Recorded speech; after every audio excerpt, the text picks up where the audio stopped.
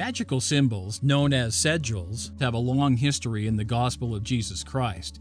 Sigils include signs or symbols, words, and devices such as amulets.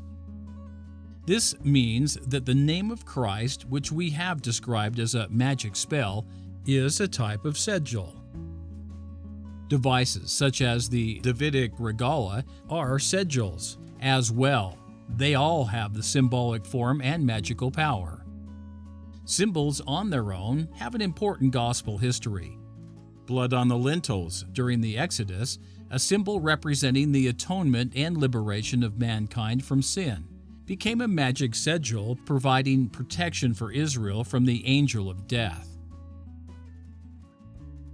In New Testament times, when the scribes and Pharisees presented a woman taken in adultery to Jesus and asked for his judgment according to the law of Moses, he first wrote in the dirt before speaking.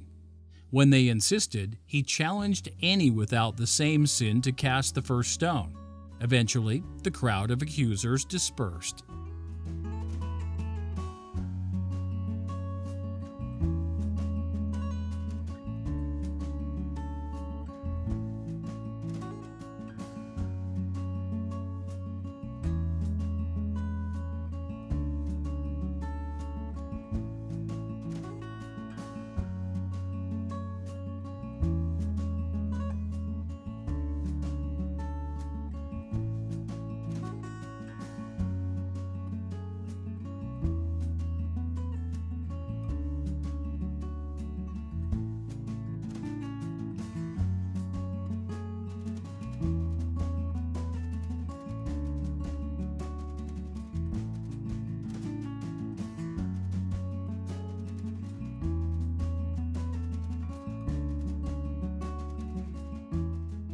Scholars offer a variety of interpretations of why and what Jesus wrote on the ground.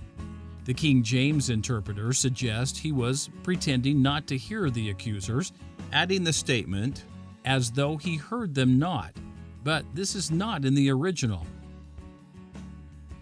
Other claims that Jesus was demonstrating that he simply did not want to interfere in civil matters.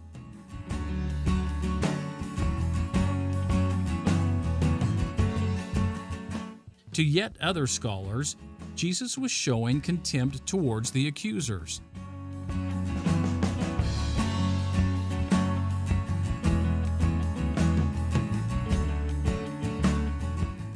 Another explanation is that Jesus mimicked the original writing of the Mosaic laws on stone by the finger of God.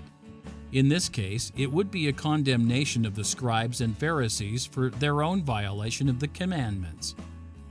There is, however, another explanation to consider.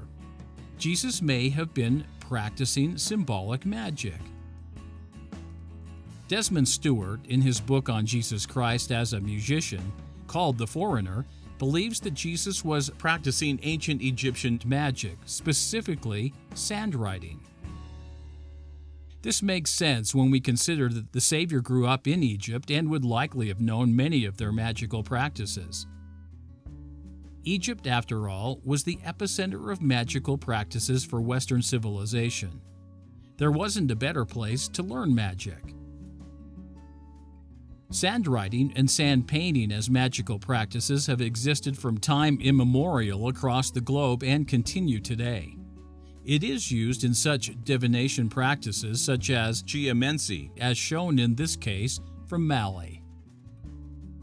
It is used in the Aboriginal Bora initiation ceremony when young boys reach puberty and achieve the status of adult men. Sand painting has been used for centuries in the American Southwest in healing ceremonies such as this. Tibetan Buddhist monks ceremonially compose and then destroy sand mandalas for a variety of religious purposes, including reconsecrating the earth and its inhabitants. In Japanese Zen gardens, sand is raked in ripple patterns to imitate the essence of nature.